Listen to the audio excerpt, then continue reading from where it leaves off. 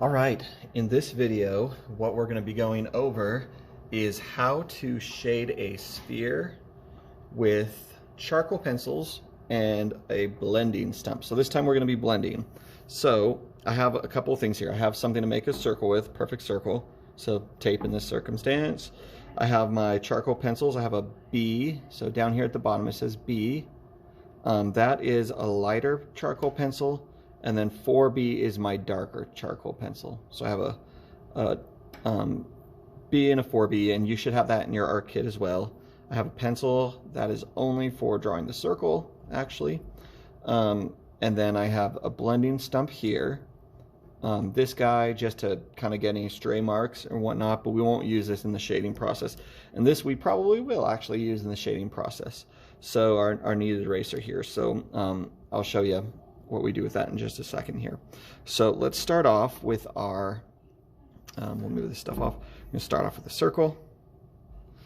And if you've gone through the PowerPoint already, or I guess the Google slide, I should get used to saying Google slide. If you've gone through the Google slide already, you've hopefully seen the different parts of light that we've labeled. I'll talk about them as we go, but I'm not gonna go through and label them this time. So that's what's on the Google slide. So, okay, we are going to assume that our light source is coming from the top right here. So we'll do a little arrow there, give it a little sun so that we know that that's our light source. Right there. So now we should be all set up to draw our shadows. I'm going to grab out my B charcoal pencil first. Now what we want to do is start off by separating the light and the shadow side. So I'm going to first draw kind of like almost like a crescent moon in here. And we draw this curved line because we want this thing to look like it has volume. And so if we had a ball, and we had a line going around it, when you turn, it starts to curve away from us. So that's kind of what we're doing here. So we're gonna curve that line there. Doesn't have to be perfect right away, but we're gonna do that. And then like we did in the value scale, we are going to, or I guess it was the value steps, we're going to take our charcoal pencil, we're gonna shade all the same value on one side, or on the shadow side here. So we're going to do this, get all the shadow in.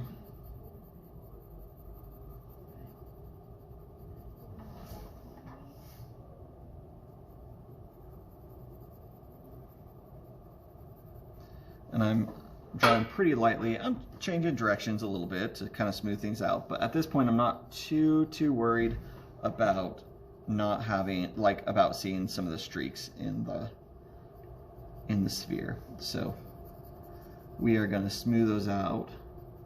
If I don't draw too hard, then we'll be fine.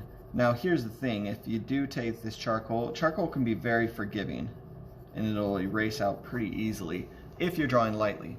But if you draw too hard, like if I draw a dark line here, that right there is going to be really hard to get rid of. I can't smudge it away. I can't erase it away. It's there, period. But if I do a light line, let's see the same one, a light line there, that will erase away pretty much completely, maybe with the very littlest of residue. So you draw very lightly and you can erase and adjust things and work over it. So, okay, so I have that layer of charcoal down. Now what I'm going to do with this is I'm going to start blending. Now with the blending stump, we got to do something here again too, kind of explain some stuff. The way I blend is almost the same way that I draw. Layers upon layers, changing directions, holding it back towards the end, going lightly. Blending can look really good in a drawing, or it can be absolutely horrible. And I feel like from my experience, the difference often is if blending is used as a tool to either, well, it's a shortcut. If it's used as a shortcut, then usually the drawing does not look nearly as good. So the shortcuts would be to either finishing quicker. We kind of think like if we just spread the charcoal across, we can kind of finish quicker. So what I see is a lot of students kind of scribbling and then trying to stretch that charcoal over the whole drawing. That's not going to provide a good drawing. Also, I've seen it used as a shortcut to make your drawing look better. Some students think that if they're just smudging over the drawing, it's going to look a lot better, but that also is not the case. So you smudge carefully and kind of with this process, and you can end up with a very nice polished drawing. So I'm going to go over this one more time with a light layer of my charcoal here. I'm changing directions a little bit as I go again.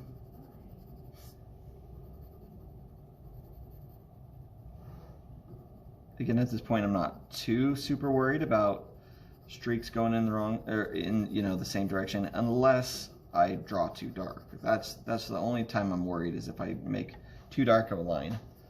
But even then, sometimes you can fix it. So if you do that, all is not lost.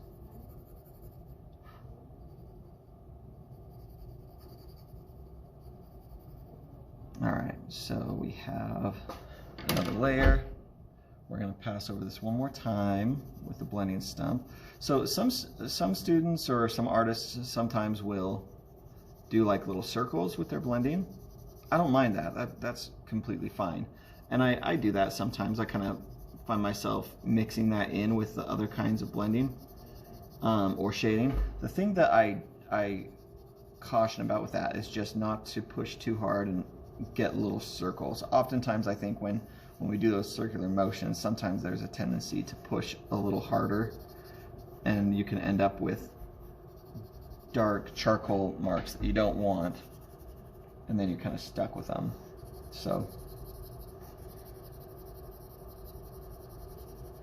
feel free to blend using those circles, just avoid pushing too hard. All right, so there is the second layer. I have my light side and my shadow side separated. Usually at this point, I kind of take a second to establish where my highlight is going to go. Again, the highlight being the lightest part on the whole page. So here I'm probably going to try and preserve the white of the page for the highlight. So I'll probably put the highlight right about here. Something like that. And then it's kind of like a little oval.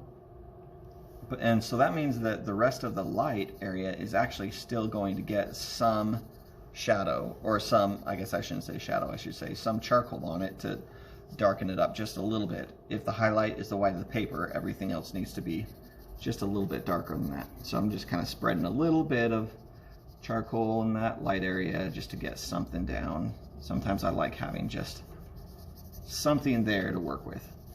All right, now here is where it kind of starts to get fun.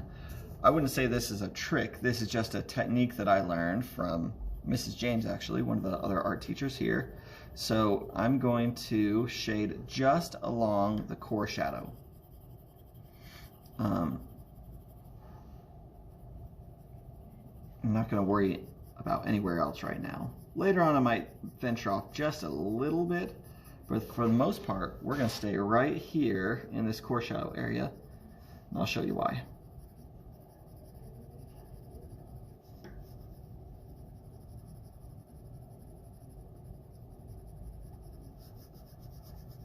Get a little bit more.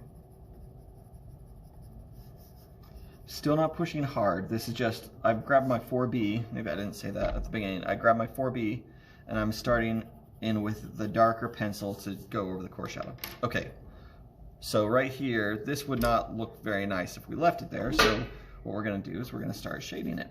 And we're gonna bring the shading or the charcoal into the light area. And we're gonna shade it back into the shadow. So we're just gonna shade along that core shadow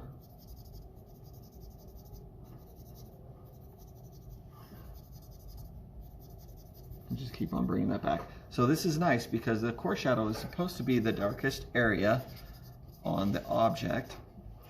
So we can do that by shading over it and then bringing that charcoal down. It'll kind of fade out the way that the light actually hits it, because we'll have that reflected light at the bottom of this. We'll have the shadow area here, which will darken up a little bit as we go. And then this will give us a nice terminator line from where the light and the dark changes. And then we'll be able to get the light side there. So this is pass number 1.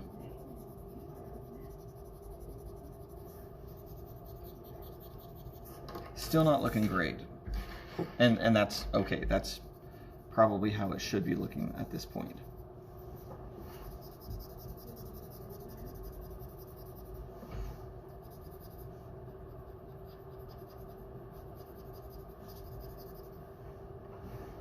I like to come around and kind of extend this up a little bit so it doesn't feel quite so like frozen right there. I don't know if that's a good word, but I don't like things to feel like they're like glued or stuck on. I like to feel like it's part of that whole. It's kind of like gives this a little bit more life. So I'm spending a bit of time kind of pulling a lot of this charcoal up into the light area.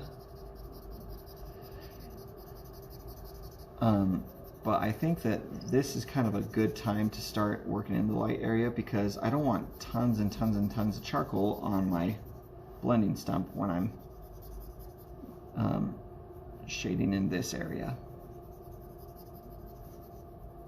Still being pretty careful not to touch that highlighted area. All right, first pass. Let's try another. Let me grab this 4B again. See, there I go with the little circles.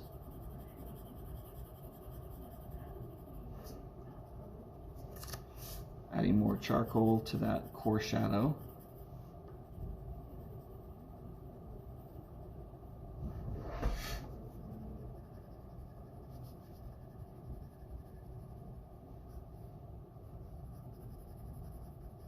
You might be asking yourself, how long should you be spending on this? And that depends, that answer. Depends on how long it takes you to get a really nice end result.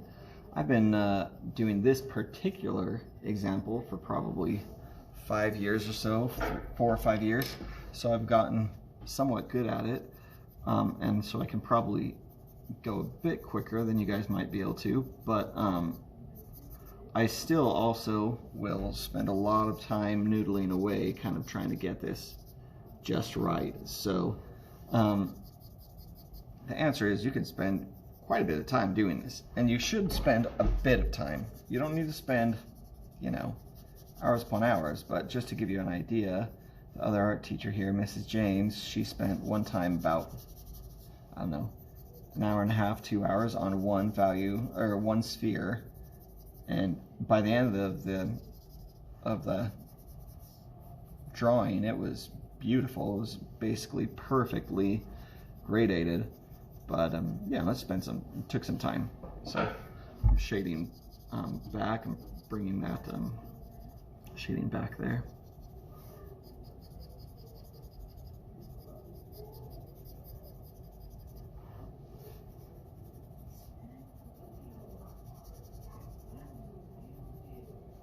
So I'm going to be a little bit careful in my light side now, because I'm starting to see some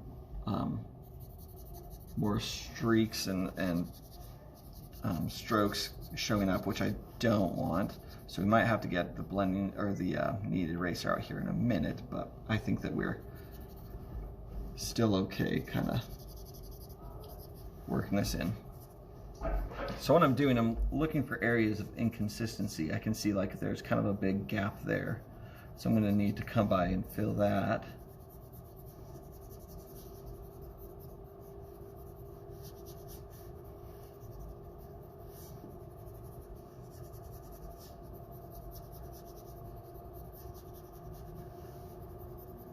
And there's a fine balance between working the charcoal and not overworking it. So you want to kind of try and feel that out.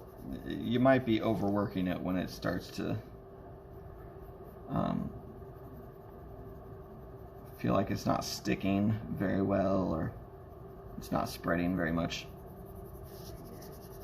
or if it's starting to look a bit grainy. You want to be careful about that. Okay, let's do another pass here. We're going to probably go with a little bit less up there and probably add a bit more down in this area so that we can fill in that kind of hole down there.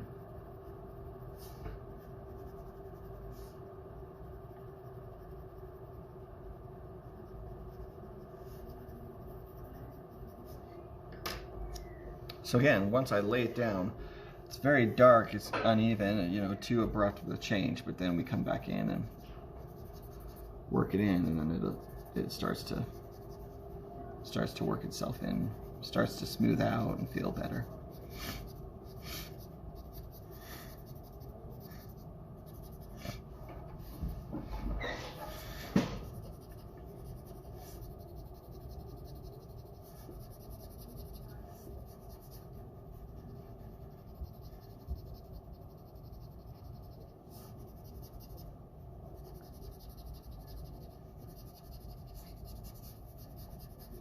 Bringing that shadow down, I'm leaving the back almost untouched because I want that reflected light in there.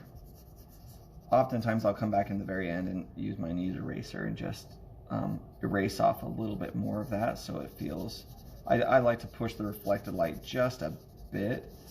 I've heard artists say before that the reflected light is really where a lot of the magic happens. So if you want to really do some fun stuff with your shading, and your drawings, you play around a lot in the reflected light, and you can do a lot of fun stuff. You can add, like, the reflected light is just the light bouncing off the surface back up into the object. So you can do things like, if this ball was in real life, I could sit and put like a orange paper or yellow paper or blue or something like that, and the light would bounce off that back up into the object, and we would see the color being reflected into the base of that reflected light. So often when artists are doing paintings with a lot of reflected light, they'll throw in some colors like that, and adds a lot of interest and becomes much more enjoyable to look at.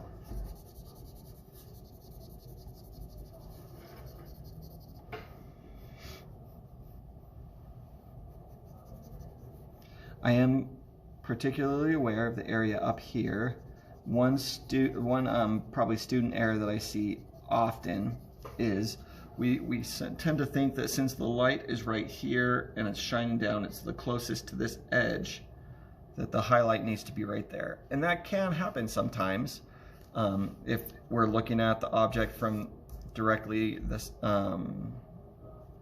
right from the side and the light's hitting it at like that perpendicular angle. We might see the highlight being reflected across the rim of that object. In this circumstance, we're kind of assuming that the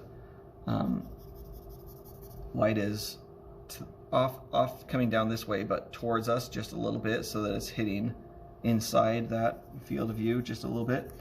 So we shade there. So what I see often is just like this kind of half circle spot for the highlight right by the edge here, and what that'll, or a gradation that gets darker or lighter until it gets here, and then kind of like this whole area is the highlight. And what that will do often is flatten out the whole object. So when you add a little bit of shading back here, just a bit, you don't want too much, but when you add a little bit and then you have a strong highlight right there, what it does is really forms the object and turns it, gives it that I don't know if you call it spin, but the quality where it feels realistic and feels like it has some mass to it.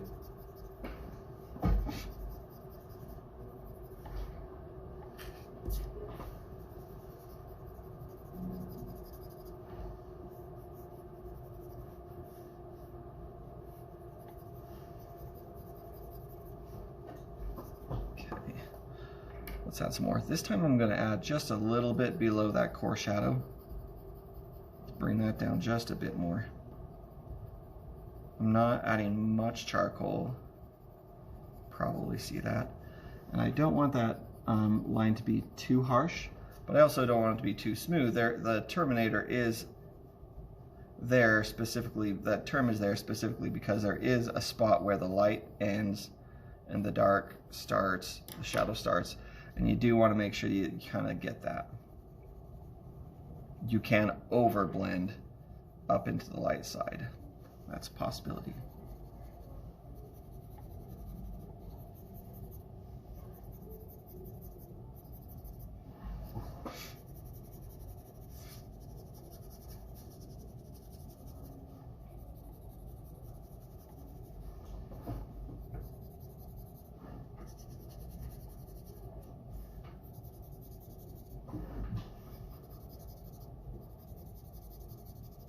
I'm still trying to look at where I'm missing, what holes I'm not filling in. Come back and do some of this down here.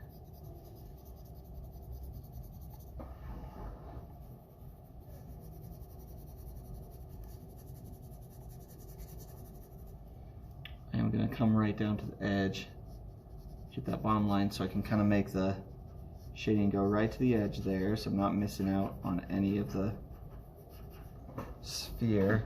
And then I'll probably come back in with that kneaded eraser and swipe it across the bottom of that thing. I also still have a little bit of that line that I first drew for my highlight. So I'm going to grab my kneaded eraser. Let's erase out a little bit of that so that it doesn't have that line there.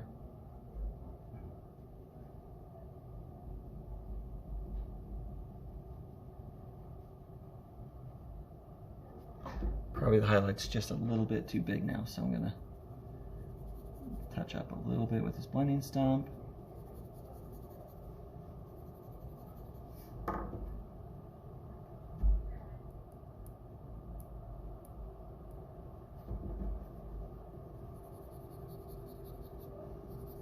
Sometimes if I need to work up into the light, I'll kind of start back here a little bit so I can scrub off any excess. I don't know if you saw just barely when I went and just started right there, kind of rubbed off a darker area. So I'm trying to smooth that all out.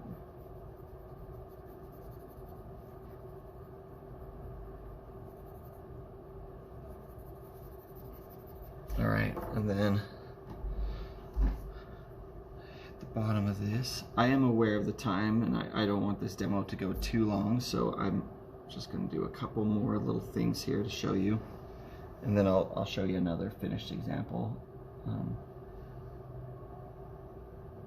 If I wanted to really finish this up, I'd probably sit and work on it for another 15 or 20 minutes.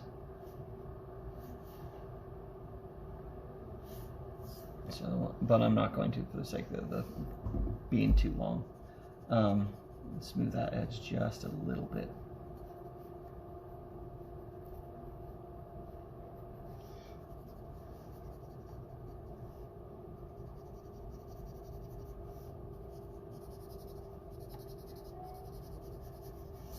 All right, I'm feeling pretty good about that.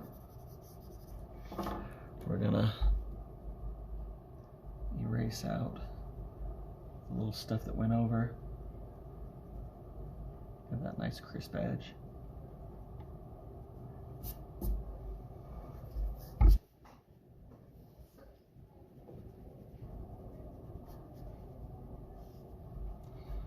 If I was drawing without the camera, I'd be turning my page every which way. But since I don't, since this needs to stay stationary, I'm just kind of moving around the page myself. But that's something to keep in mind. Helps a lot to move your page around with you.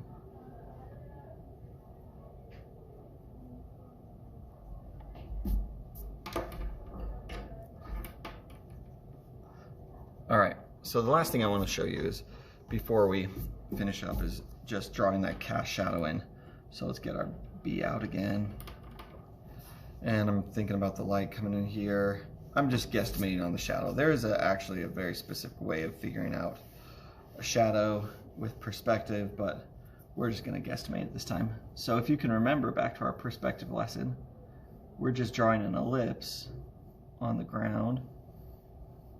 So basically a shadow in perspective, or a circle in perspective, sorry.